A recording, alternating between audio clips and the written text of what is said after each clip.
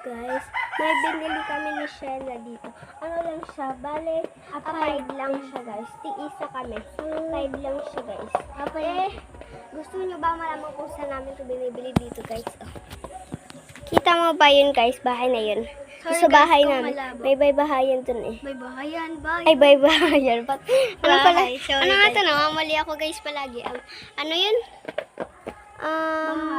Bahay na may tindahan yun guys. So, tara samahan nyo na kami kumain. Let's go! Wait nyo muna. Ibig sabihin. Guys, ganito yung klase niya guys. Oh. Ayun oh, ang ganda niya. Tapos ito yung sa kanya guys. Ito sarap. Sarap na tingnan. Tikman natin guys. 3, 2, 1. Sarap niya guys. Tapos kung mapapansin niyo guys yung gilid niya. Wait lang. Di masyadong makita ito.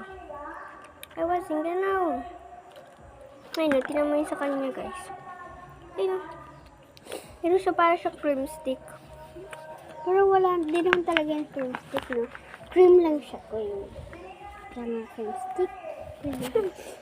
Tingnan nyo guys, ito. Oh, cream siya. Hindi ko alam kung anong tawag sa ganitong name. Ito. Comment nyo kung anong name ito. Kung meron din ba guys sa inyo. Sige, wait lang guys. Guys, may nakita. May nahawakan pala ako dito. Ay! Look! Guys, big! Ay! Naputol na guys. Nahulog. Guys, oh.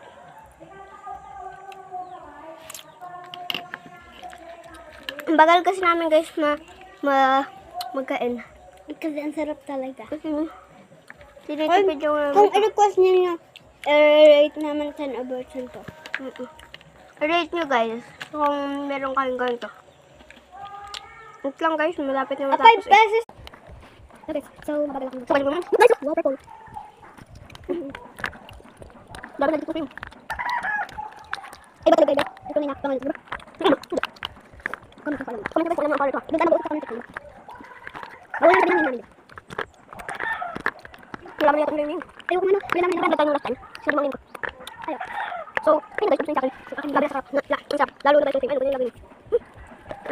Guys, kasi kaya meron ko. So guys, kakauwi din naman ng mga kanina sabihin ko. Meron kasalan. Nagpunta kami doon sa kasalan guys.